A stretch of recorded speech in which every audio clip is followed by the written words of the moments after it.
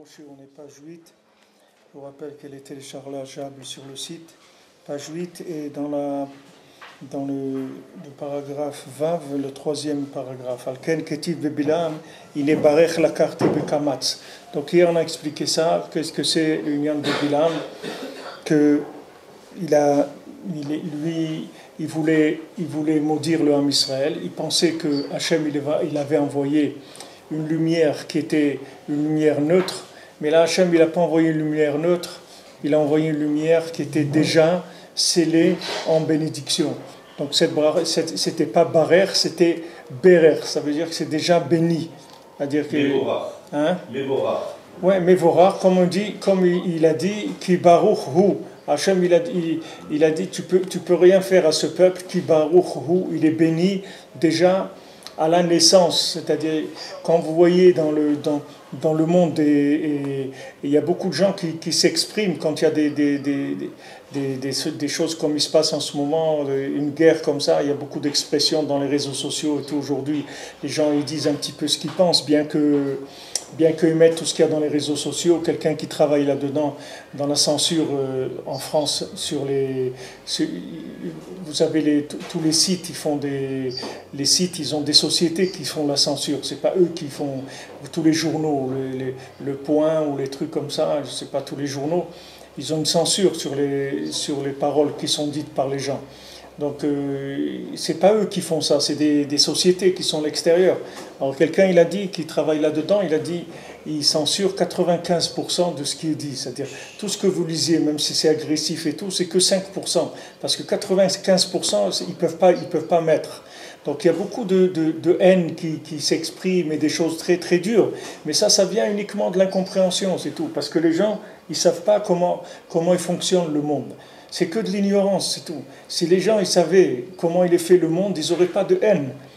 Ils n'auraient pas de haine. C'est comme si quelqu'un il a de la haine pour un concombre. Pourquoi c'est pas un ananas? Lui-là, on veut manger de l'ananas.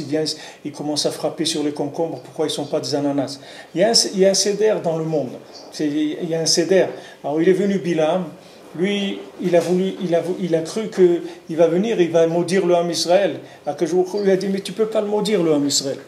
C'est pas un peuple que tu peux maudire. C'est dommage que tu perdes ton temps là-dedans parce que tu peux pas maudire le Ham Israël. Le Ham Israël, c'est mon peuple. Le Ham Israël, il est béni. Ki baruch hu, il dit, il est béni. Il a dit à Abraham Avinu, Heye bracha. Toi, tu es une bénédiction. En toi, c'est pas toi que tu vas bénir les gens. C'est-à-dire, il lui a dit, celui qui te bénira, il sera béni. Celui qui te maudira, il sera maudit. Mais toi-même, tu es une bénédiction pour le monde. Les gens, ils croient pas, ils savent pas ça. Alors, c'est dommage. Les gens, ils se battent contre les gens qui leur amènent la bénédiction dans le monde. Comme il disait une blague en France, il disait il y a des travailleurs immigrés qui viennent manger le pain des Français. Alors un jour, il dit maintenant il n'y a plus de pain parce que les travailleurs immigrés, c'était le boulanger, il est parti, alors on n'a plus de pain. C'est-à-dire que maintenant, si c'est le boulanger, il ne faut pas que tu dises viens manger le pain du Français, c'est lui qui fait le pain. C'est-à-dire que maintenant, si le makor de la bracha, il ne faut pas aller contre ça. Alors tout ça, ça vient de l'ignorance et tout, parce que les gens, ils ne savent pas comment ça fonctionne le monde. S'ils savaient comment ça fonctionne, ils auraient une autre attitude complètement. Mais Bilam, pourquoi c'est un rachat? Parce que lui, il savait ça. C'est-à-dire que lui, il savait que le Ham Israël, c'est le Ham d'Hachem. Et qu'ils ont un kohar dans la bouche et qu'avec leurs paroles, ils peuvent faire tout ce qu'ils ont besoin de faire dans le monde, uniquement avec leur dibour. Et il a attaqué ça. Bilam et Balak, ils savaient cette chose-là. Mais Hachem, il a fait quelque chose d'exceptionnel. C'est qu'il a fait que la lumière, pour cette fois-là, il l'a amené déjà scellé en bénédiction. Donc c'était Baruch Hu, c'est-à-dire on ne pouvait rien faire. On ne pouvait pas retourner la chose. Ce n'était pas possible. Donc lui, qu'est-ce qu'il voulait? Il voulait dessiner la lumière dans son récipient, lui qui était un récipient de malédiction. Et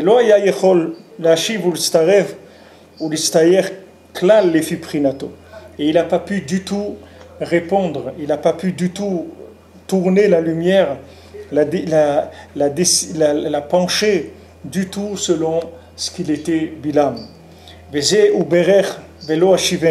Et c'est ça, Berer, c'est-à-dire c'est devenu Berer, et je ne pouvais plus les transformer. Mipnei shaya bishat lekicha uprinat Berer. C'est-à-dire que maintenant, le fait qu'au moment où il l'a pris, il était déjà Berer. C'est-à-dire au moment même où la lumière elle est descendue, elle était déjà transformée en bracha. Alors comme on a parlé hier, il faut savoir que ça existe aussi aujourd'hui. C'est-à-dire que quand on prend les enseignements du tzaddik, alors on est dans une Torah qui est déjà bénie. C'est-à-dire que quand on nous avertit que la Torah, comme le Rebbe dit avant, la Torah elle a deux côtés. Elle a le côté que c'est une bénédiction, elle a un côté aussi que c'est une malédiction. Dans la Torah elle-même, il y a ça. Donc les gens, ils ont un peu peur, puisque c'est dit, voilà, la Torah, les tzadikim, ils réussissent, et les pochim, ils échouent. Nous, on n'est pas des tzadikim, donc c'est sûr qu'on va échouer si on rentre dans la Torah. On est garanti d'échouer. La Torah elle-même, elle te dit, tu vas échouer si tu rentres dans la Torah. Alors comment on va faire? Nous, on veut devenir des tzadikim, mais on n'est pas des tzadikim. Alors comment on va faire? Alors tu vas te mettre derrière les tzadikim. Parce que eux, quand ils vont dans la Torah, eux, ils sont matzliach, les tzadikim. Donc si tu suis les tzadikim, eux, ils te donnent berer, ils te donnent pas barer. Barer, c'est pour lui, et berer, c'est pour toi. Lui, il prend barer, et lui, il n'y a pas de problème, il le tourne en bracha. Il n'y a aucun problème. Lui, il prend de la lumière, parce que lui, il n'y a pas chez lui d'emprise du mal. Lui, c'est un tzadik. Quand ils vont dans la Torah, que les tzadikim, ils marchent dans la Torah, ils réussissent, mais pochim, ils cachent l'ouba. Les pochim, ils trébuchent dans la Torah. Donc tant que je suis quelqu'un qui n'est pas arrivé à être moi-même un tzadik, alors j'ai intérêt à suivre les tzadikim. Et comme il y a peu de chances que j'arrive dans ma vie à être un tzaddik, donc il vaut mieux que je reste avec les tzadikim toute ma vie, parce qu'au moins ils vont me donner du manger qui est prêt à la consommation. Quelqu'un qui ne sait pas cuisiner, il vaut mieux qu'il mange du catering. Parce que s'il cuisine lui-même, c'est dommage, il va mourir de faim. À chaque fois qu'il fait, il brûle le manger ou truc, il ne sait pas, c'est tout, il ne sait pas. Ici on a des récipients, que ces récipients-là, ils sont abîmés. Donc tout ce qui va rentrer dedans, ça va se transformer en quelque chose de négatif. Et vous verrez que tous les gens qui ont pris la Torah sans le tzaddik, ils ont toujours détourné l'intention de la Torah. Ils n'ont jamais fait ce que Hachem il voulait qu'ils attendaient d'eux. Pourquoi? Parce que leurs récipients, ils sont pas propres depuis le départ. Donc on n'a pas de possibilité de recevoir une Torah qui n'est pas la Torah de Moshe Rabbeinu. C'est-à-dire que si on n'a pas le tzaddik vivant de la génération, on ne peut pas recevoir de la Torah comme ça. Parce que la Torah, c'est quelque chose qui est à interpréter. Comme la vie, comme tout. Tout ce monde-là, comme on dit, yours to discover. Il est à toi de découvrir. C'est à toi, tu découvres le monde, tu fais ce que tu veux. Il y a des gens, ils vont au Mozambique, l'autre il va là-bas, l'autre il va là. Chacun il a envie de vivre comme il a envie. Il y a des gens, ils ont choisi de vivre dans certaines parties du monde avec une certaine... Chacun il vit comme il veut, il choisit dans ce monde ce qu'il veut. Alors comme je vous ai dit hier, comme j'ai pratiquement aucune chance de ne pas me tromper dans ma vie, donc j'ai intérêt à me ranger derrière quelqu'un qui ne se trompe pas. J'ai intérêt, même si je n'aurais pas l'orgueil de dire j'ai réussi, mais ça ne fait rien. Il vaut mieux vivre, il vaut mieux être une succursale d'une société qui marche bien, plutôt que d'être à son compte et d'être bourré de dettes, de faire faillite à son compte, pour l'honneur de dire j'ai fait moi-même. Il vaut mieux suivre les tzadikim, quitte à ce que... Et surtout que les tzadikim, ils ne vont pas enlever du tout la sensation de réussite de quelqu'un, parce que sauf il va se rendre compte qu'il a réussi beaucoup plus dans son affaire à lui, en étant connecté sur le tzaddik, que s'il avait fait son affaire tout seul. Parce que la Torah, il faut des récipients. On ne peut pas étudier la Torah sans être un tzaddik. Pour étudier la Torah, il faut être un tzaddik. Sinon, on ne peut pas étudier la Torah. Parce que la Torah, c'est une lumière qui est neutre. Donc cette lumière-là, elle va être transformée. Elle va être transformée. Donc tu as un récipient. Ce récipient-là, il te transforme comme la lumière comme il le faut. Tu n'as pas un bon récipient, il va te faire de ça n'importe quoi. Il va faire de la lumière n'importe quoi. On l'a vu déjà dans la Torah 35, ou Rabbeinu 34, où Rabbeinu là-bas il parle de la Shvirat Kelim. Il dit que tout ce monde-là, c'est un résultat de Shvirat Kelim. C'est-à-dire tout ce monde-là, il est cassé. Ce n'est pas un monde comme on le voit, c'est un monde où la lumière, elle n'est pas rentrée dans des récipients. Donc il n'y a pas de révélation. Si la lumière elle rentre dans un récipient, c'est fini, il y a une révélation, c'est fini, tu ne peux plus changer les choses. S'il y a un récipient qui correspond à la lumière, c'est fini, tu vas voir tout de suite la lumière, ce que c'est, parce qu'elle rentre dans un récipient. Mais le problème, c'est que ce monde-là, il n'a pas supporté, c'est-à-dire quand Hachem il l'a fait, ce monde il a été maintes fois détruit, parce que la lumière d'Hachem, elle était insupportable par les récipients. Donc ces récipients, ils sont cassés tout le temps. Donc la lumière, elle n'a pas de forme. C'est ça notre problème. Notre problème, c'est qu'on a affaire à un monde, il n'y a pas de forme. La vie, elle n'a pas de forme. Tu l'interprètes comme tu veux. Il y en a un, il va te dire, tu sais, le but de la vie, tu veux faire quelque chose de bien dans la vie, écoute-moi. Fais les Jeux Olympiques. Si tu deviens champion olympique, après tu auras une vie tranquille, et tu peux prendre ta retraite à 35 ans, et tu peux vendre ton nom dans des chaussettes et des trucs. Après, tu peux avoir des trucs. Voilà, fais ça, c'est une réussite et tout. Et quelqu'un, il est là, il voit ça, il dit, bon, je vais essayer de faire ça. Un autre, il va venir te dire, non, il faut lutter contre les bourgeois qui exploitent les classes ouvrières. Tu comprends? Les classes ouvrières, le prolétariat, il faut lutter contre les exploitants du prolétariat. Donc tu sors dans la rue avec des pancartes, tu t'inscris à la CGT, la CFDT, les trucs, tous les dimanches tu vas les FO, tu vas lutter, tu vas parler pour libérer les classes ouvrières. Un autre il vient et te dit non, tu n'as rien compris. Ce qu'il faut faire, c'est lutter contre les maladies. Il faut trouver des médicaments pour les gens qui sont malades. Ah ouais, ça c'est super. Tu vas faire Médecins sans frontières. Tu vas aller soigner des gens et tu vas travailler dans des laboratoires où on découvre des trucs et tout. Un autre, chacun il vient, il peut te vendre. Comment tu vas savoir? Parce que tout ça, c'est sympathique, c'est beau.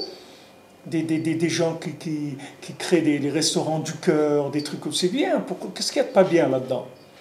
Mais tout ça, c'est des interprétations. C'est-à-dire que les gens, ils ont dit, voilà, la vie c'est ça. Comme les kitotes du Bal Tfila.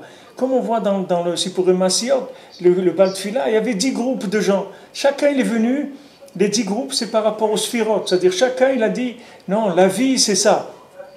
La vie c'est ça. Et encore, Rabbeinu, il dit là-bas, il dit qu'il y a des groupes que Rabbeinu, il n'a même pas voulu dire quelle était leur erreur, parce qu'elle était tellement fine que les gens, en lisant l'erreur, ils auraient pu tomber dedans. Tellement leur erreur, elle était raffinée. Là-bas, il y a des erreurs qui ne sont pas raffinées, mais il y a des erreurs qui sont très raffinées. C'est-à-dire qu'ils ont une logique qui va très loin. Et tu peux pas. Aujourd'hui, tu vois des lettres qui sont écrites par des gens qui sont pro-palestiniens ou autres, tu vois ce qu'ils écrivent. Si tu n'es pas un juif, tu peux pas aller contre ça. Parce que c'est très bien écrit, c'est des idées qui passent, tu vois, c'est bien expliqué, c'est bien amené et tout. Pourquoi tu ne serais pas d'accord avec ça? J'ai vu un article comme ça quand je devais avoir 25 ans. J'étais très perturbé parce que j'ai pratiquement pris le côté palestinien. Je me suis mis presque du côté palestinien. J'avais 25 ans. Non, parce que dans ce monde, tout est à faire. L'homme, il doit tout faire. Tu dois tout faire, c'est-à-dire ta vie, tu dois la modeler. Ta vie, c'est toi qui la modèle. Et comme je vous ai dit hier, j'insiste sur ça parce que c'est une base dans la vie. Mais quelqu'un, il m'a dit, qu'un monsieur qui suit les shiurim, il m'a dit, regardez, 20 ans de réflexion, 20 ans d'analyse, 20 ans de recherche. Il m'a dit, en quelques mots, vous avez tout réglé. Toute la vie, elle s'est réglée en quelques mots. C'est vrai, Rabbeinu te dit quelques mots, te règle tout. Si tu connais ce principe-là, ça y est, tu es sauvé dans ta vie. Tu sais qu'il faut chercher un maître, c'est tout. Tu ne vas pas refaire. Quand tu veux un métier, tu ne vas pas réinventer un métier. Tu veux faire aujourd'hui plombier, tu ne vas pas réinventer la plomberie. La plomberie, elle a des dizaines d'années d'expérience. Aujourd'hui, une soudure, ce n'est pas une soudure d'il y a 50 ans. Un tuyau, ce n'est pas un tuyau d'il y a 50 ans. Donc tu vas apprendre un métier et tu vas faire à ta façon. Mais le métier, il existe déjà. Tu ne vas pas le réinventer. Le monde, il faut que tu suives, il y ait une formation. C'est-à-dire, il faut qu'on t'éduque, que tu saches comment il fonctionne ce monde-là. Il y a besoin d'être éduqué. Quelqu'un aussi il m'a dit qu'il écoute les cours tous les jours, il m'a dit, vous nous faites de la rééducation, vous êtes en train de nous rééduquer. On ne savait pas comment ça marchait le monde. Et des gens, ils se lancent dans la vie, ils ne savent pas.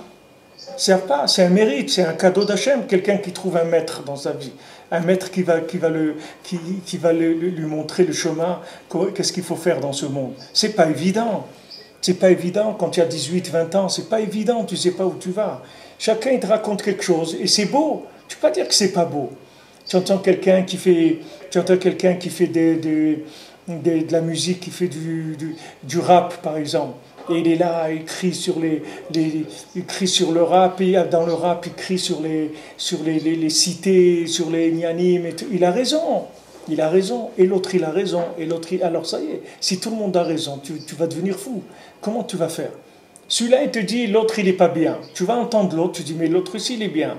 Je ne comprends pas. Et après il te dit, non mais le troisième, c'est sûr il n'est pas bien. Tu vas entendre le troisième, tu vois que ça te plaît aussi, c'est pas mal ce qu'il fait. À la fin, tu deviens fou. Qu'est-ce que tu vas faire? Tu vas aller dans une grotte, tu vas vivre dans l'Himalaya. Où c'est que tu vas aller? Comment tu vas vivre? Tu ne sais pas, Bichlal. Et si tu vas dans l'Himalaya, Rabbeinu, il te dit, si tu vas là-bas, je te garantis que tu vas devenir fou. Parce que la folie qui est en toi est encore plus que tout ce qu'il y a dans le monde. C'est-à-dire, tout seul, c'est sûr que tu ne vas pas t'en sortir. Donc, on est vraiment devant un problème. Et si quelqu'un n'a pas compris ça, c'est dommage pour lui parce qu'il va perdre beaucoup de temps, beaucoup d'énergie et surtout il peut perdre sa vie, pas shoot. Il peut perdre sa vie. Donc il vaut mieux s'arrêter, arrêter et faire une recherche et prier et demander à Kadosh Baruch Hu d'aider à trouver son chemin et après commencer à faire ce qu'on a à faire. Parce que se lancer dans l'interprétation de la lumière avec des récipients qui sont déformés, c'est extrêmement dangereux, extrêmement dangereux. Et la manipulation de la Torah avec des récipients déformés, c'est ce qu'il y a de plus dangereux dans le monde, plus dangereux que tout. Parce qu'il va sortir de ça des choses qui sont complètement à côté de la volonté d'Hachem, complètement à côté. Il n'y a que le tzaddik que lui, il peut réfléchir avec la lumière, qu'il l'amène dans des récipients, il a une vision claire des choses. Parce que lui, il sait exactement, d'abord il connaît les résultats, donc il ne peut pas se tromper, il connaît déjà le résultat. Donc nous, on a intérêt à se mettre derrière ça. Si on veut, si quelqu'un il veut faire de la freelance, qu'il fasse de la freelance, après il verra bien, au bout du rouleau, il verra bien à quoi il est arrivé. Chacun, Hachem, il laisse libre. Hachem, il laisse le choix à chacun. Hachem, il ne va pas obliger qui que ce soit à chercher parce que c'est le contraire de son plan de la création du monde. Hachem, il est pour le respect du libre arbitre. Mais chacun, il faut qu'il réfléchisse et qu'il se dise, est-ce qu'il est au niveau de choisir pour lui dans sa vie? Est-ce que Béhémet, il est sûr de lui? Est-ce qu'il pense qu'il a assez d'éléments pour réussir? Et le Rebbe, il te dit, moi, je te garantis que tu vas échouer. Le Rebbe, il te le garantit. Le Rebbe, il te dit, si tu ne m'écoutes pas, je te garantis que tu vas échouer. Il te garantit que tu vas échouer. C'est pas qu'il te dit peut-être. Le Rebbe, il te garantit qu'il va échouer. Parce que lui, il sait ce qui se passe dans le monde. Lui, il sait exactement ce qui se passe. Les gens, ils ne savent pas ce qui se passe. Les gens, ils ne savent pas à quel point ils sont malades. Mais lui, il sait exactement quelles sont les maladies qui sont descendues dans le monde et qui font que les gens, ils sont fous. Et il te garantit que si tu ne l'écoutes pas, tu vas échouer. Il te le dit. Il te dit, c'est pas parce qu'il veut que tu l'écoutes. Lui, ça le dérange pas. Ne l'écoute pas. Fais ce que tu veux. Il n'a pas besoin de toi, lui. Mais lui, il voit ce qui se passe. Il voit le monde où il va aller. Il sait exactement où il va aller. Et il te dit, regarde, fais comme ça et comme ça et comme ça, sinon tu ne vas pas t'en sortir. Et toi, au début, tu ne comprends rien. Même, ça te dérange même. Il y a des choses qui te dérangent. Tu dis, c'est quoi, je vais me lever la nuit et tout, mais c'est quoi ça, on ne peut pas dormir, normal, et c'est quoi ces trucs de fou, et trucs, il faut aller en Ukraine, et c'est quoi, on peut pas, qu'est-ce que c'est faire la Torah en Ukraine, on ne peut pas vivre à Jérusalem, et trucs, pourquoi il manque ici, on ne peut pas aller à Tzfat, on ne peut pas aller chez Hebron, on ne peut pas... Commence à réfléchir, vas-y, vas-y. Réfléchis, on se retrouve au bout du tunnel, et on discutera là-bas. Après, on aura le temps de discuter. Maintenant, on ne peut pas discuter. Donc, il n'y a même pas besoin de discuter. Béhémet. J'ai vu dans un Sefer, dans un Pérou sur le côté Moran, il dit que Béhémet, il n'y a même pas besoin de discuter. Parce que quelqu'un, qui vient discuter, c'est quelqu'un que lui, il a déjà pris sa décision. Et il vient maintenant juste pour faire du forcing par rapport à la décision qu'il a prise. Mais il ne vient pas te demander quoi que ce soit. C'est l'exemple que je vous ai donné. Celui qui vient voir le Rebbe et qui lui dit voilà, j'ai une affaire à faire à Saint-Pétersbourg, est-ce que je dois aller ou pas? Ce n'est pas quelqu'un qui se demandait un conseil s'il doit aller à Saint-Pétersbourg ou pas. C'est quelqu'un, lui, il veut aller à Saint-Pétersbourg. Ça, c'est décidé. Maintenant, il vient demander une bracha au Rebbe pour qu'il lui dise vas-y. Et le Rebbe, ça, il ne lui dira pas. Donc le Rebbe lui dit non, non, mon ami, moi je ne vais pas te dire vas-y, mais je ne te dirai pas non plus ne va pas, parce que je vois que tu ne vas pas m'écouter si je te dis ne va pas. Donc va dans une chambre, sois d'abord réfléchis, regarde, essaye de dire que toi, tu n'es pas intéressé d'aller ou de ne pas aller. Toi, tu cherches à faire la volonté d'Hachem. Ce que Hachem il veut, c'est bien pour toi. Et après, la première chose qui vient, tu l'as fait, c'est tout. Comme lui voulait aller. Donc il a été. Donc tu vois que ce n'est pas la peine de discuter. Quelqu'un il te dit, moi je pense comme ça. Ah ben pense, c'est bien. Quand le peuple il a décidé de choisir un roi, ils ont demandé à Kadosh Baruch Hu qu'ils veulent un roi. Ouais. Alors, lui, c'est sûr que ça veut dire quoi? Je ne vous suffis pas, je ne suis pas bien pour vous comme roi, il vous faut un roi. Mais bon, il leur a donné le jour, entre guillemets, quoi, qu'ils établissent un roi de chair et de sang. Ouais. Et c'est tout, comme par exemple pour les Méragélim, quand ils devaient aller visiter Eretz Israël, ils ont donné un jour, mais en vérité, bon, c'était pas ça la véritable raison, parce qu'ils avaient déjà pris leur décision. Ouais. Ils avaient déjà, c'est-à-dire le problème chez eux, il existait. On a vu tout à l'heure dans la paracha que Moshe Rabbeinu, il a dit au Ham Israël, voilà, il y a des princes de 1000, des princes de 100, de 50, de 10, et de 20, de 10, et maintenant, tout ce que vous avez à leur demander, vous leur demanderez. Maintenant, quand vous avez un problème, que personne ne peut répondre, vous venez chez moi et je vous dirai quoi faire. Hachem lui a dit, ah bon, ils vont venir chez toi et tu vas leur dire quoi faire. Alors tu verras, je vais faire en sorte qu'ils viendront chez toi et tu ne sauras pas répondre. Et ça, c'était les filles de Tselophrad quand elles ont demandé l'héritage d'Israël. Il dit, toi, tu vas leur dire. C'est pas ça qu'il fallait dire. Il dit, venez chez moi, moi je vais demander à Hachem. Il a toujours fait, le pauvre. Toujours, ouais, mais là, cette fois-ci, il a dit ça, Hachem, il l'a attrapé tout de suite. Tout de suite, il l'a attrapé. Il dit, ah bon, toi, tu vas faire? Alors, tu vas voir ce que tu vas faire. Tu vas rien faire du tout. Et ils sont venus, ils ont posé la question, ils disent, je m'excuse, je n'ai pas la réponse. Je vais demander à Kadosh Baruch Hu. Voilà. Tu aurais dit avant, je vais demander à Hachem quoi faire. Ça serait venu automatiquement. Ah, tu as voulu dire, moi, je vais vous dire quoi faire. Tu vas voir que tu ne sauras pas quoi dire. Hachem, il a apporté sur ce Shmuel Hanavi la même chose. Ça veut dire qu'il y aurait un soupçon de Gahava chez le Tzadik? C'est pas un soupçon de Gahava, on ne peut pas parler de Gahava parce qu'Hachem lui-même, il a dit que Moshe Rabbeinu l'a... Mais il y a, disons, on peut dire que c'est un petit peu, c'est comme si quelqu'un est habitué, c'est-à-dire comme un fils dans sa maison, il n'a pas l'habitude de toujours demander moi je me souviens quand j'étais petit, je demandais à ma mère, quand elle avait fait un gâteau ou truc, je disais maman je peux prendre et tout, elle me dit mais pourquoi tu me demandes, pour qui je fais? Je dis je sais pas moi, peut-être que tu l'as préparé pour l'anniversaire de quelqu'un, une amie, je sais pas, moi il est entier, s'il était coupé d'accord, mais il est entier, donc je sais pas, je préfère demander, qu'est-ce que je perds de demander? Mais des fois, quand tu es tellement dedans que tu te permets des choses, c'est-à-dire tu dépasses un tout petit peu, et ça, pour les sadikim, il n'y a pas de choses comme ça. Et Shmuel Hanavi, c'est la même chose. Il a dit une fois, parce que moi je vois ce qui va se passer, etc. Quand il a vu David Ameller, il a dit à Hachem, mais quoi, c'est ça le roi d'Israël et tout? Il lui a dit, alors, mais je croyais que tu avais dit que tu voyais. Donc tu l'as pas vu, tu sais pas qui tu sais pas qui c'est. Vas-y, ouin-le, c'est lui le roi. C'est-à-dire qu'Hachem, il a fait qu'il s'est pas rendu compte que c'était David Ameller. Pourquoi? Parce qu'avant, il a dit, moi je vois. Il a dit, avant tu vois, alors tu verras que tu vois pas. C'est-à-dire qu'on voit que la façon d'exprimer la chose, les maasés, c'est ça la reconnaissance du pouvoir. Quand tu exprimes la chose, quand tu dis Bezrat Hashem, Baruch Hashem, alors ça montre que tu es connecté, tu es soumis à quelque chose. Mais quand tu dis, bon, venez, je vais vous dire quoi faire, il faut se sauver. Il faut se sauver de lui, sauf qu'il peut, oui, c'est dangereux. Alors tout ça, ça vient du fait que le monde, il a été créé avec Shvirat Kelim, c'est-à-dire que le monde, il n'a jamais supporté la lumière infinie dans les récipients ils sont cassés. Donc, Béhémet, de réussir sa vie, c'est extrêmement difficile. De réussir la vie, c'est-à-dire d'arriver à profiter de sa vie au maximum pour emmagasiner de la divinité au maximum. La plupart des gens, ils échouent leur vie. Il faut le savoir. C'est-à-dire les seuls gens qui réussissent, c'est des gens qui sont inclus dans des gens qui ont réussi, c'est tout.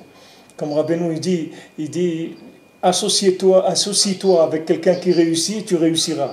Tu me prends? Qu'est-ce que ça veut dire tu réussiras? Le massé, tu as réussi déjà, puisque tu t'es associé. S'il t'a accepté comme associé, ça y est, tu as réussi, que tu as besoin. Et tu réussiras quoi? Ça y est, tu as réussi. Tu t'es associé avec quelqu'un qui a réussi. Ça y est, c'est fini, tu as réussi toi aussi. Alors celui qui s'associe avec le tzaddik, c'est-à-dire qui s'inclut dans le tzaddik, ça y est, il a réussi, il n'a pas besoin d'autre chose.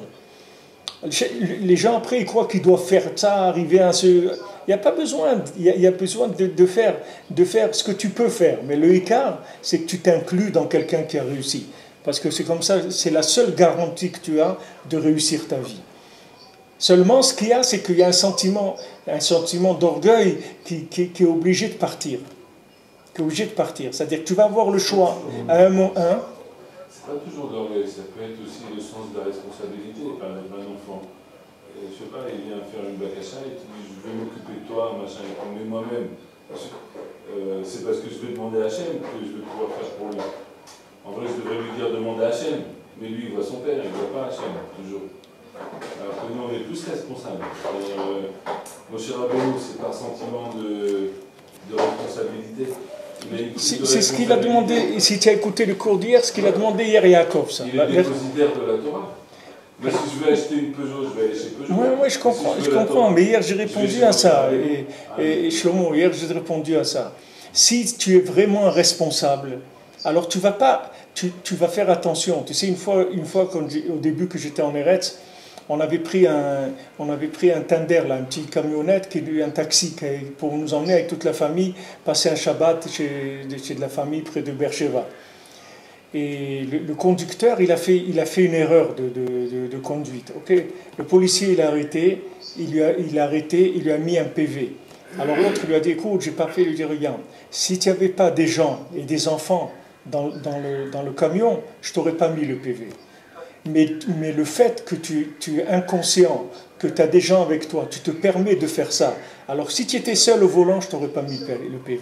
Mais le fait que tu as une famille avec des enfants et que tu te permets de faire ça, ça je te mets le PV. Ça veut dire que le bonhomme, il est fou, tu comprends? C'est pas un type qui a fait une erreur. Un type qui est seul au volant, tu peux dire il a fait une erreur. Mais justement, la responsabilité, c'est quand tu sais que tu es fou, c'est là où tu dois faire attention. Parce que tu sais que tu as une folie en toi. C'est-à-dire que tu sais que tes kélim, ils sont abîmés. Donc tu sais que tu peux faire quelque chose qui est plus rattrapable après. Tu peux faire une bêtise. Tu comprends? Tu peux faire une bêtise. C'est ça la responsabilité. C'est justement, on parle ici de gens responsables. Parce qu'il y a des gens qui ne sont pas responsables. Ils ne savent même pas où ils vont. Ils n'ont pas de problème, tu comprends? Ils vont là où ils vont. Mais quelqu'un qui est responsable, Béhémet, et qui dit, attends, j'ai une responsabilité. Je suis venu dans ce monde. Je n'ai pas envie de perdre ma vie à faire des bêtises. Je n'ai pas envie d'embarquer des gens dans des bêtises. Je veux faire attention. Alors là, lui, Béhémet, il va aller chercher un maître. Parce qu'il va dire, excuse-moi, moi, je suis incapable de te donner la réponse. Mais par contre, il y a un maître que lui, il a vu loin et il a dit, voilà ce qu'il faut faire ça et ça et ça. Il dit, ouais, mais comment je sais que ça marche? Il dit, regarde, que lui, ça va marcher mieux que toi, ça c'est sûr. Ça c'est sûr. C'est pour ça la Torah, elle te dit, Aselech Rab, fais-toi un Rab. N'importe comment qu'il soit, mais déjà fais-toi un Rab, parce que ce sera déjà mieux que toi. Ça c'est sûr. Ça c'est sûr que ce sera mieux que toi.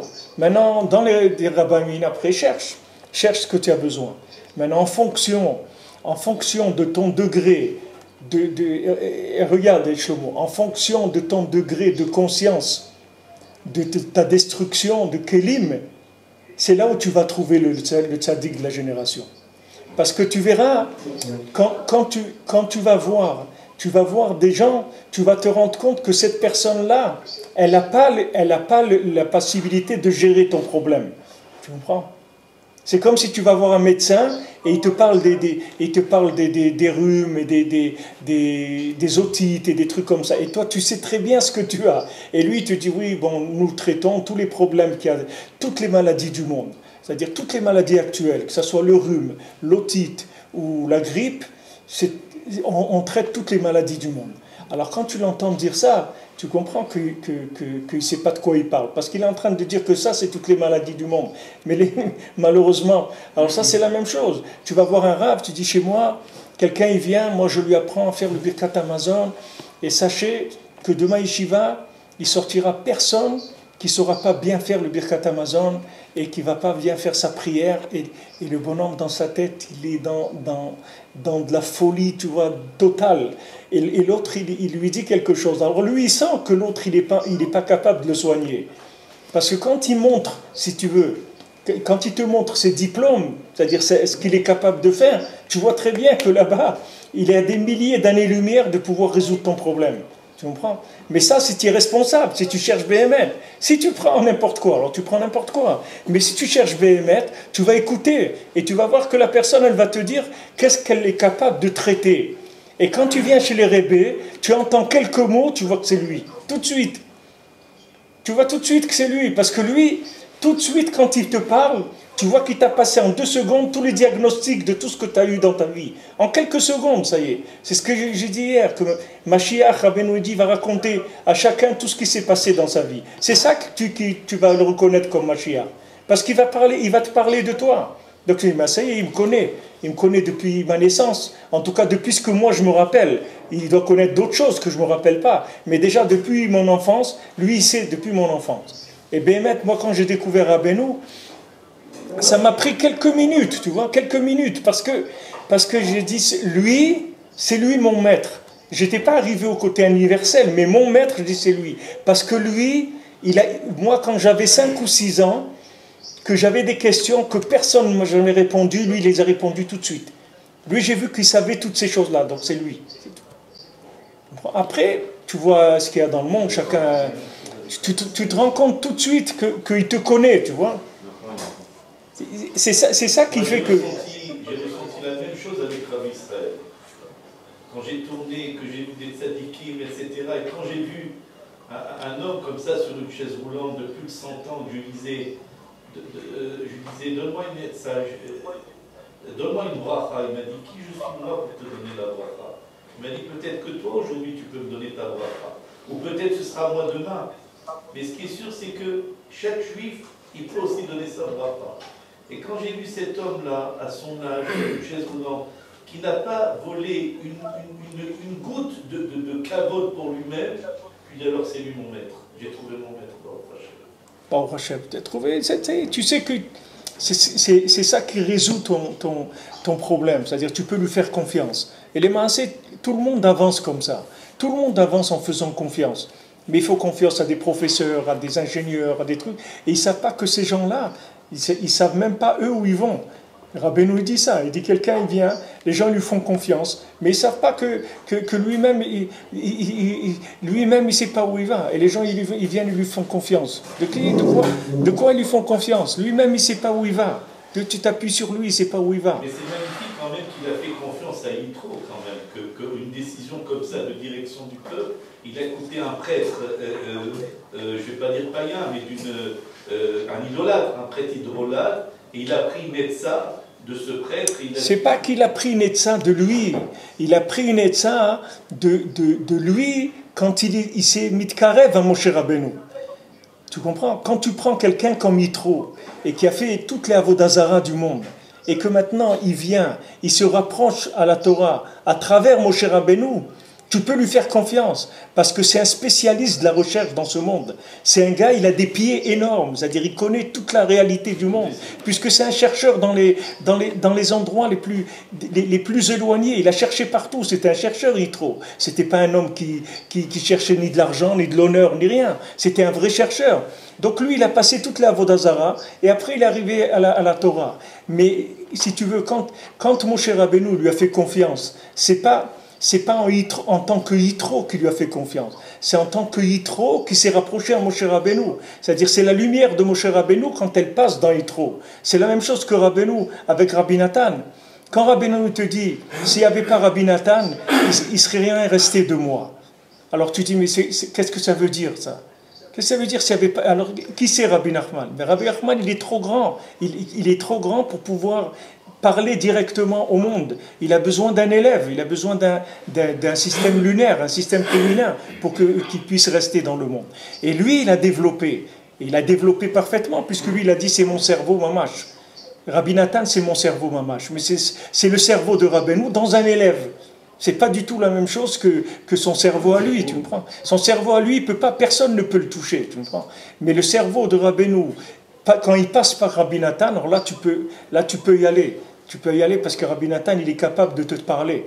Rabbi Nathan, il peut te parler à toi et tu vas le comprendre. Ça veut dire qu'on va comprendre le tzaddik à partir du moment où on a commencé à s'inclure en lui. Ouais.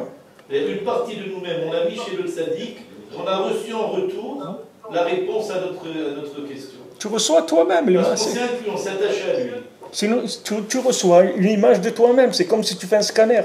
Un scanner, tu te vois toi-même, mais scanner. Avant, tu ne savais pas.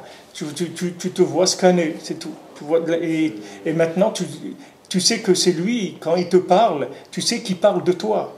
C'est ça que tu vis. Il parle exactement de ce que tu vis. Après, tout le reste, c'est de la technique, après. Le Icar, c'est ça. On se rattache avant la fila, tout le temps. Tu vois, Rav Israël, il dit ça dans les lettres qu'il écrit, Ben Achal. Rav Levi Yitzhak aussi, il dit ça. Il dit il faut vivre en pensant à Rabbeinu toute la journée. Tout le temps, il faut être attaché. Tout le temps. Il faut s'attacher tout le temps dans tout ce que tu fais. Parce que tu as besoin tout le temps de t'inclure dans un niveau de date qui va pouvoir résoudre ce que tu es en train de faire dans ce monde.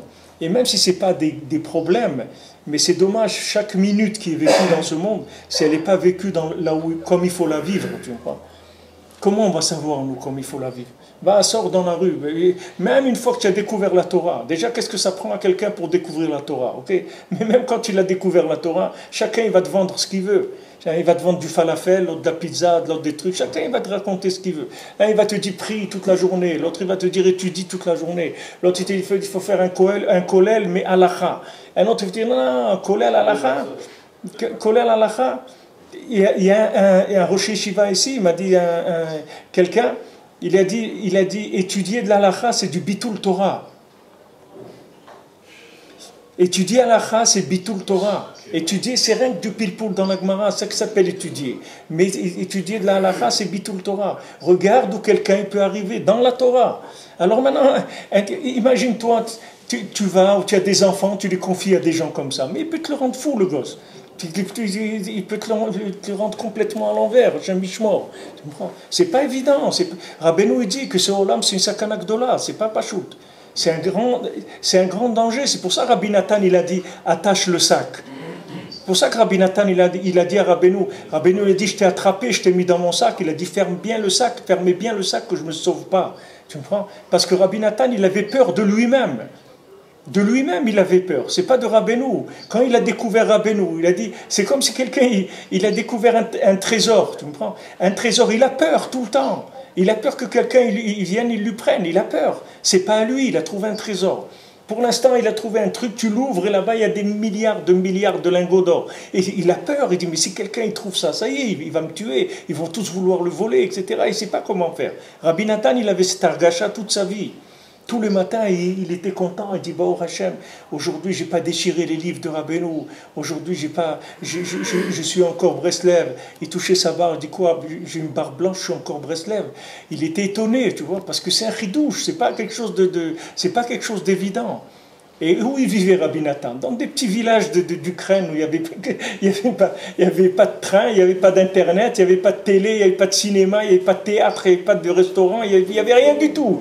Des endroits où il n'y avait rien. Il y avait le marché et des maisons, c'est tout ce qu'il y avait. Il n'y avait rien. Il n'y avait aucune distraction, aucun panneau publicitaire, il n'y avait pas de musique, il n'y avait pas d'MP3, il n'y avait rien. Et là, tu voyais comment il tremblait de s'éloigner de Rabbeinu. Mais aujourd'hui, qu'est-ce que quelqu'un, un courant d'air, un petit courant d'air, il saute. Il n'a pas besoin de beaucoup. Un petit courant d'air, une musique, un film, un truc qui s'en va. Il ne faut pas beaucoup. Hein. C'est fragile, un Ben Adam. Très fragile. Il faut remercier beaucoup à Kadosh Baruch Hu que Béhémet, il a envoyé des tzadikim comme ça dans le monde, qu'on arrive au milieu de toute cette obscurité, arriver à voir quelque chose. Et Baruch Hashem, il faut être sa mère de ça. Il faut avoir beaucoup de joie de ça.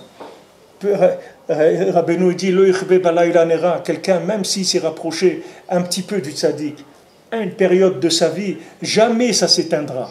Même s'il tombe après, il lui arrive n'importe quoi, Shalom, dans sa vie, la période où il s'est rapproché du tzaddik, jamais on lui enlèvera ça.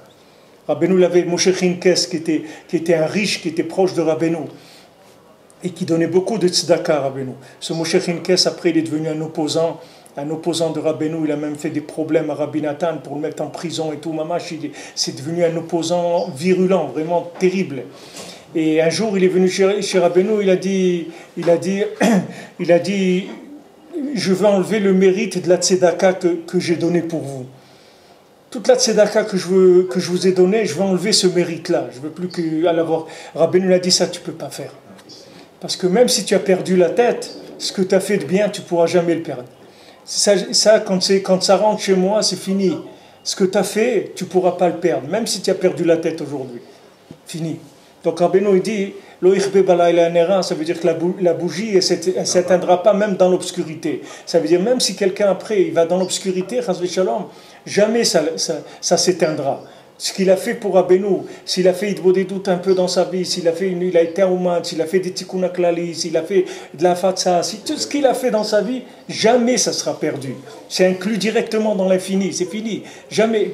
Pour ça, chaque jour, il faut être sa mère de chaque chose, chaque petite chose qu'on fait. Quelqu'un, il a demandé à Rav Levi Yitzhak qui devait aller à Ouman, à l'époque, il y a 40 ans, et il a emmené son fils avant l'âge de 7 ans. Il a dit à Rav Levi Yitzhak, mais je ne sais pas si on ne va pas aller sur le quai vert, on va aller sur le marché, c'est-à-dire la place du marché en face, avec le petit, mais je ne sais pas s'il pourra dire tout le tikkun klali. Alors Rav Levi Yitzhak lui a dit, tu ne sais pas ce que ça veut dire de dire un mise-mort, 2 mises-morts de tikkun, tu ne sais pas ce que ça veut dire. Si tu avais tout ce que ça veut dire, tu aurais fait le voyage, tu aurais été au bout du monde pour 1 mise-mort du tikkun klali. Mais les gens ils croient, si tu ne l'as pas fait entier, alors tu n'as rien fait. Ça, c'est parce qu'on ne sait pas ce que ça veut dire. Mais si on manipulait, si on avait un petit peu d'idée de ce que c'est comme tu prends un diamant qui coûte des milliards. Maintenant, tu dis, mais j'ai que 1/10 du diamant. Mais 1/10 du diamant, tu peux acheter une ville avec. Tu sais ce que c'est 1/10 de ce diamant-là. Chaque chose, elle est importante. Parce qu'elle est à sa place, tu comprends. C'est pas quelqu'un, il t'a pas roulé.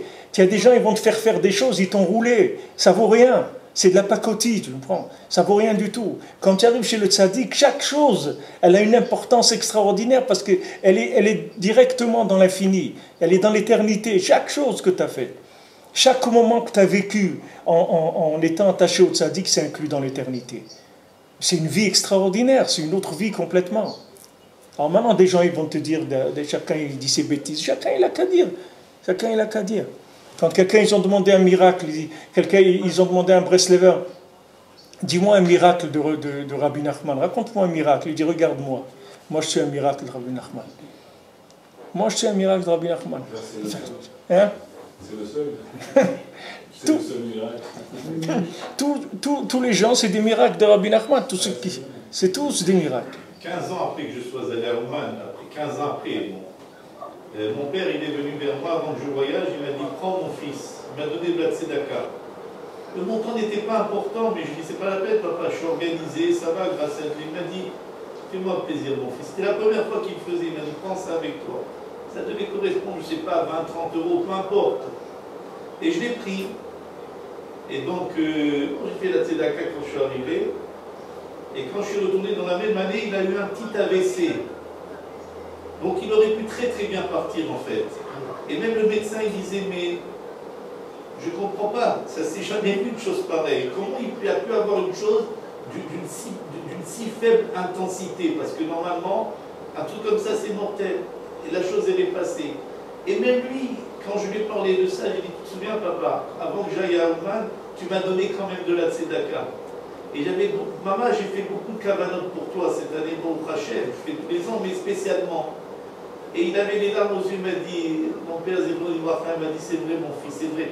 Je ne sais pas pourquoi, j'ai ressenti avant que tu partes qu'il fallait te donner quelque chose. Voilà comment ça s'est fait. S'inclure dans quelqu'un, même s'il ne peut pas, mais s'inclure dans la chose. S'inclure de là où il est, faire ce qu'il peut pour s'inclure dans la chose. C'est quelque chose d'extraordinaire. On peut pas, on n'a que des mots pour dire ça. Mais ce que chacun qui est rapproché un peu du tzaddik, qui sent des choses, le cœur il peut pas dire dans des mots tout ce qu'il y a. Mais on voudrait tellement que le monde il profite de ça. C'est dommage. C'est dommage qu'il y a une source comme ça de vie, une source de bonheur, une source de tout ce que tu veux, de chokma, tout ce que quelqu'un il peut chercher dans sa vie. Il y a tout dans Rabbeinu. Il y a tout. Tout ce que quelqu'un il peut chercher dans sa vie, il va le trouver chez le tzaddik. Il y a tout ce qui peut exister, tous les manques du monde, il les a comblés. Mamash, tous les manques du monde. Comment il faut être merachem sur le monde, faire la fatsa, parce que il faut avoir rachmanout sur le monde. Il faut avoir de la rachmanout behemet sur le monde, parce que les gens ils sont fous. Et tu vois, ça fait de la peine, parce que les gens ils ont des valeurs. Tu vois des discussions dans les forums, tu vois de l'ignorance, de la bêtise totale. Mais les gens, tu vois que c'est pas les gens, ils sont pas méchants, c'est pas un problème c'est juste de l'ignorance, de la bêtise, c'est tout.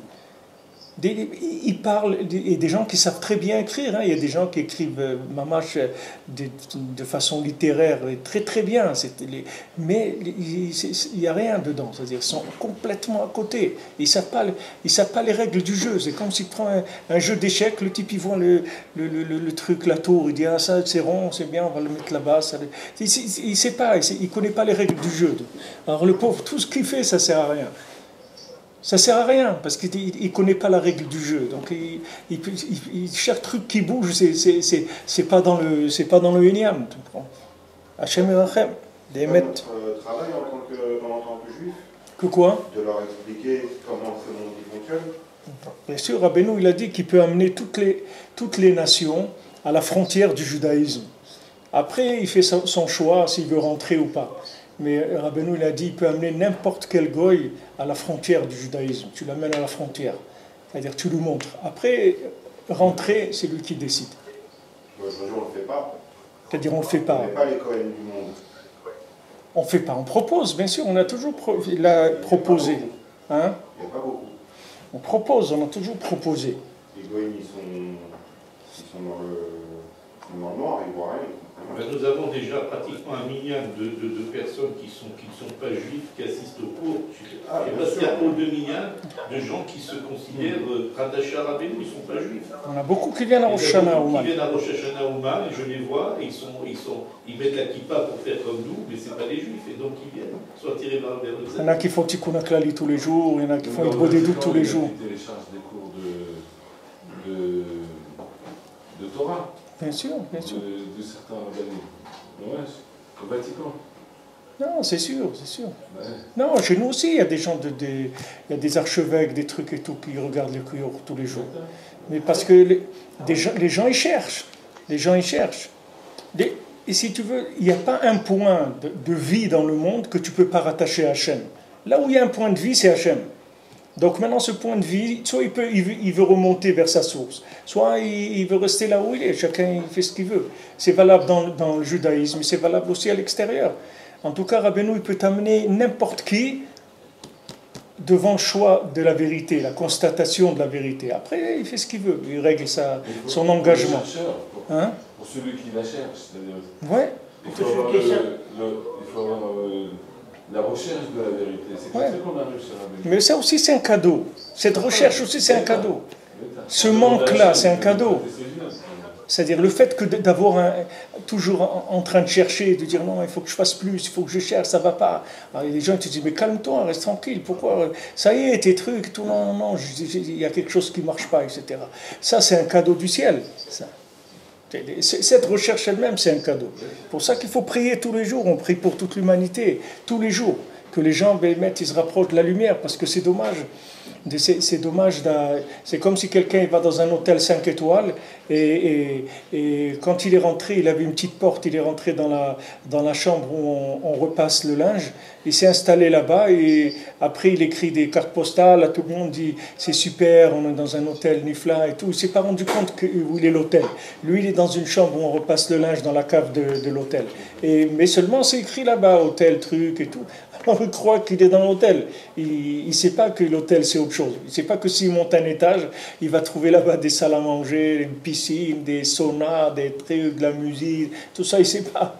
Il ne sait pas. Il est entré dans un truc, et pour lui, il croyait que c'était ça l'hôtel. C'est dommage, ça fait de la peine. Actuellement, maintenant, en ce moment, il y a nos ennemis qui nous tapent dessus, et nous, on leur livre, et nous, on leur donne de l'eau, on leur donne des médicaments, on leur donne l'électricité. Et le monde, il ne comprend pas. Il y en a qui doivent comprendre, mais le monde ne comprend pas. Ils ne peuvent pas comprendre ça. Personne ne peut comprendre. Nos ennemis, il y en a qui nous tapent. Nous, on leur donne tout ça, à boire et à manger. Qui est-ce qui se pose la question? Il n'y a pas. Les gens, parce que même pour voir ça, il faut être. Pour apprécier ça, il faut déjà être avancé. Uberech velo eshivena. Umipnei shaya. Bishat lekicha ou prinat berer.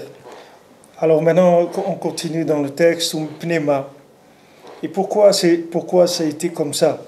Les fiches eid aleem akatuv chez Israël nikraou shifteka. Pourquoi c'est comme ça? Parce que la Torah, elle a témoigné sur le Ham Israël que le Ham Israël c'était shifteka. Vous vous souvenez qu'il avait ramené Yam Shel Shlomo, qu'on avait parlé de Yam Shel Shlomo, que le mikvé, c'est-à-dire cette espèce de piscine qu'il avait fait sur 12 bœufs et qu'ils avaient la tête vers l'extérieur. Mais j'ai vu dans les Sfarim que cette piscine-là, c'était pas une piscine, c'était une mikvé des Kohanim. Les Kohanim, ils se trempaient c'était un mikvé, c'est mikvé des Kohanim là-bas. Chez Israël, Nikraou Shifteka. Alors maintenant c'était 12, il y avait 12 bœufs là-bas par rapport aux 12 Shvatim. Alors on dit que maintenant, nous on vient de Yaakov, d'accord? C'est-à-dire les 12 Shvatim, c'est quoi Israël? Israël c'est Yaakov. Maintenant dans Yaakov, il y a les 12 Shvatim qui sont inclus dans Yaakov. Et Hachem, il a mis son nom sur eux. Il a dit pourquoi? Parce que je te dis que chacun c'est Shifté Yudke, c'est-à-dire c'est les Shvatim d'Hachem, c'est les tribus d'Hachem. Donc il y a la Kedusha d'Hachem sur les 12 Shvatim. Alachanochi Shemi Meid Alehem Shem Yudke, voilà. Pourquoi s'appeler Hachanochi? Vous voyez He au début et Yud à la fin, pour dire que Mi Meid Alehem, qui c'est qui témoigne de notre comment on dit, généalogie? Qui est-ce qui dit d'où on vient? Hachem, c'est Hachem lui-même. Parce que chaque nom de chaque tribu, il y a le nom d'Hachem dedans. Shem Yudke, Shuprinat Mochin. Qu'est-ce que Yudke? C'est le Mochin, c'est-à-dire c'est l'esprit. She'akum ayu omrim, im begufam ayu moshlim, lefichach eida katuv alehem. C'est-à-dire que les goïms, ils disaient quoi?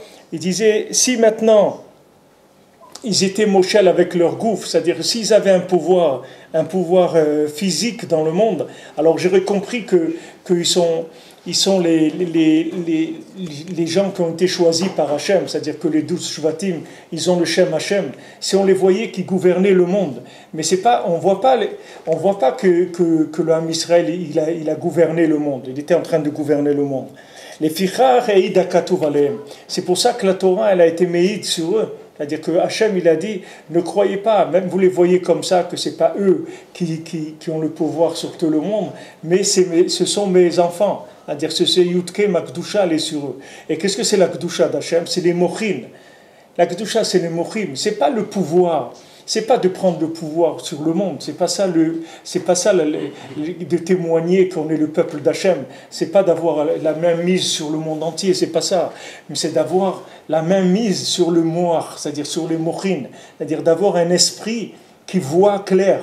C'est ça le Ikar de la vie. Qu'est-ce que c'est quelqu'un, qu'est-ce quelqu'un qui a réussi sa vie? C'est quelqu'un qui sait voir comme il faut, c'est tout. Parce qu'après, à chaque fois, il fait que ramasser ce qu'il y a de bien ramassé, il laisse les poubelles, il prend tout ce qu'il y a de bien dans le monde. Qu'est-ce qui est le Ikar? C'est le mochin, c'est pas d'avoir du pouvoir. Tu peux avoir du pouvoir et être complètement à côté de ce que tu dois faire. Le Ikar, c'est que tu es un moir, que ton moir il soit clair, que tu sais, ça on fait pas. Là, il faut courir. Comme Rabbeinu, il a dit, là où tu vois 10 Breslever, il faut courir, tu mets ta tête entre eux, tu rentres ta tête parmi eux là-bas. Si tu vois 10 Breslever, va et rentre ta tête là-bas pour voir qu'est-ce qu'ils sont en train de dire. Parce que si tu sais dans ce monde comment ça se passe, c'est-à-dire où se trouvent les bonnes affaires, tu vas directement, c'est ça le Ikar, c'est le Mochin. C'est pas qu'il te pouvoir. Comme les nations, elles voyaient le Ham Israël comme ça, qui était pas Moshel sur le monde, qui n'avait pas une même Shabbat sur le monde, alors ils croyaient que c'est pas vrai. Comme des gens ils disent, ouais, mais vous êtes plus le peuple juif d'avant, c'est un nouveau, c'est un truc. Il y a des histoires dans le monde. Alors Hachem lui-même, il a dit, c'est Yudke. C'est-à-dire Hachem, il a dit, Shifteka, c'était tous les Shvatim, j'ai ma présence divine dans tous les Shvatim. C'est-à-dire, je témoigne, qu'est-ce que ça veut dire sur les Shvatim? Ça veut dire chaque Juif, c'est pas tout le... Aujourd'hui, ça veut dire chaque Juif. C'est-à-dire, il y avait les Shvatim, après il y avait les Shivim Nefesh de Yaakov. Shivim Nefesh, tous ces Shivim Nefesh, ils ont donné tout le Ham Israël. Alors chaque Juif, Hachem, il dit Yudke. Sur chaque juif, Hachem, il a son nom sur lui. C'est-à-dire et c'est quoi? C'est qu'il a des mochin. C'est-à-dire qu'il lui donne des mochin. C'est ça le Ikar. Le Ikar, c'est d'avoir un esprit qui sait voir clair. Et si tu veux avoir un esprit qui sait voir clair, quand tu as passé par la galoute où tu es passé, alors comme on a dit ces derniers cours, il vaut mieux que tu fasses un échange standard. Bon, Hachem le Sadiq, il est là, il fait des changements de moteur, il te fait un échange standard, tu changes ton esprit, tu mets un esprit nouveau, un esprit du tzaddik, un esprit qui sait voir clair dans la vie. Et à ce moment-là, tu vas voir que jamais tu vas te tromper dans les choix que tu vas faire. Jamais. Parce que tu ne choisis pas avec ce que toi tu es. Tu choisis avec le moteur qu'on a mis en toi. C'est plus toi qui choisis. C'est plus toi qui choisis ta vie. Tu n'es plus là pour décider, tu es là pour écouter ce qu'on te dit de faire, c'est tout. Parce que tu as compris que si tu écoutes, tu vas réussir. Et si tu décides, tu as une garantie d'échouer. Rabbeinu te le garantit que tu vas échouer. Si tu t'écoutes, Rabbeinu te garantit que tu vas échouer. Rabbeinu te dit, si tu ne m'écoutes pas, Rabbeinu dit, j'ai pitié de deux sortes de gens. Des gens qui ne me connaissent pas et des gens qui me connaissent et qui ne m'écoutent pas. C'est les deux sortes de gens qui me font de la peine. Les gens qui ne me connaissent pas, c'est le Rov du Olam. Et les gens qui me connaissent et qui ne m'écoutent pas. Parce que c'est la même chose. C'est-à-dire quelqu'un qui connaît les rébés, il n'écoute pas, c'est la même chose. Ça veut dire il est arrivé jusqu'au médecin qui peut le guérir. Le médecin lui dit, voilà, prenez ça. Il dit, non, je m'excuse, mais je pense que je vais faire autre chose. Le truc. Rabbeinu, il a dit, j'ai pitié de ces deux sortes de gens-là. Il y a écrit, voyez, je donne devant vous. Hachem, il te dit, vois, je mets devant toi. Mais tu lui dis, mais moi, Hachem, moi, je vois rien du tout. Moi, Hachem, il te dit, regarde, je mets devant toi la vie et la mort. Je mets devant toi la bénédiction et la malédiction. Choisis la vie. Il dit, mais Hachem, mais moi, je vois rien du tout. Comment tu veux que je choisisse? Toi, tu me dis, vois, mais je vois pas. Mais je vois rien, moi. Je vois rien. Je vois pas le bout de mon nez, je le vois pas. Qu'est-ce que tu veux que je vois? Je peux rien voir du tout. Te dire,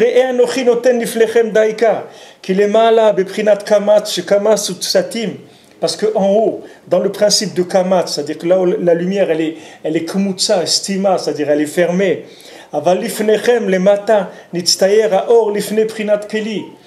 Mais en bas, la lumière, elle se dessine en keli, c'est-à-dire, regarde, re'e lifnechem, c'est-à-dire que j'ai mis devant vous la possibilité de transformer la lumière.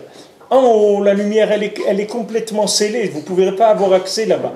Mais en bas, je vous ai donné une possibilité, avec vos récipients, de rendre la lumière, de la transformer comme vous voulez. Je vous ai donné le libre arbitre. C'est pour ça que maintenant, alors nous maintenant, vous voyez, Rabbeinu va retourner de ce qu'on avait parlé avant, du Nian de Tikkun Abrit. Et il dit, c'est pour ça que Bilam, il a dit à Balak, tu sais, si tu veux leur faire vraiment du mal, tu les fais tomber dans ça, dans la débauche, dans le nian des femmes. Et là, à ce moment-là, tu pourras leur faire du mal. Pourquoi? Pour détruire, abîmer leur kelim. Eux, ils avaient des kelim kedoshim. Baruch Hashem, ils étaient sortis d'Égypte et ils avaient en Égypte, ils étaient chômeurs abrites, ils faisaient attention, l'homme Israël. Maintenant, il leur a dit voilà, abîme leur récipient et avec ça, après, c'est fini. C'est ce qu'ils ont écrit les médecins. Chez Aserus, Refoua le Mishurga, que le fait de rendre quelqu'un eunuque, c'est-à-dire d'enlever les trucs génitaux à quelqu'un, ça soigne de la folie. Et c'est ce qu'on a dit que Siluka de Yesoda, c'est-à-dire que la sphira de Yesod, le nian de Tikkun Abrit, ça monte jusqu'au Moach. Abba Beima, on a vu c'est Chochma et Bina. C'est ça, mon nom, il témoigne sur eux. C'est-à-dire, mon nom, il témoigne sur eux. Ça veut dire le Shem Shaddai, le Shem d'Hachem, qui est le Shem de Tikkun Abrit, il témoigne sur eux. C'est-à-dire que eux, tant que maintenant ils sont dans l'alliance, alors que c'est mon nom qui est sur eux. C'est-à-dire que tout ce qu'ils font, c'est en mon nom, les masses. Il y a ma présence chez eux. C'est-à-dire que leurs récipients, ils sont capables de retourner la lumière, de la transformer en bracha. Et sinon, si Chaz Shalom, quelqu'un il voit que ces récipients ils sont dans l'état où il est, alors quand Hachem il te dit regarde, j'ai mis devant toi, choisis, tu dis non, moi je ne peux pas choisir, choisis pour moi, moi je ne peux pas choisir. Moi je ne peux pas. En aucun cas je choisirai. Moi j'attends, c'est tout, mais moi je ne vais pas choisir. Moi je vais faire ce que tu me dis de faire, moi je ne choisirai pas. Parce que moi je sais que je ne peux pas choisir. Moi je sais, tu me dis voilà, j'ai mis devant toi la vie et la mort. Choisis la vie. Il dit mais regarde, moi dans ma vie j'ai choisi la mort déjà. Et je croyais que c'était la vie. Comment tu veux me dire de choisir maintenant? Je peux pas, moi je sais pas. Moi je croyais que tu allais dans un concert de rock'n'roll ou un truc, c'était ça la vie. C'était la meilleure chose qu'on peut faire dans ce monde. Et après j'ai vu que je me suis trompé. Donc tu vois bien, je ne veux pas choisir. Je ne peux pas choisir. Donc envoie-moi quelqu'un qui choisit pour moi, c'est tout. Alors, Baruch Hashem, Akash Baruch Hu, il a envoyé des tzadikim. Et ces tzadikim, ils ont choisi pour le monde. C'est pour les gens qui n'ont pas des récipients. Maintenant, si quelqu'un il croit qu'il a des récipients, alors, comme on dit, tfaddal, vas-y, roule. T'as qu'à faire ce que tu penses qu'il faut faire. À l'armée, ils disent Yeda Zekoach. À l'armée, oui. Yeda Zekoach. Yeda avec Koach. Yeda Zekoach. Le fait de savoir, c'est la force. Bien sûr. Ça veut dire quoi? Bien sûr. Ça veut dire l'information, c'est-à-dire quand on est informé, alors ça même en soi c'est une force, puisque vous connaissez l'information de ce qui se passe chez l'ennemi. Voilà, on est au courant.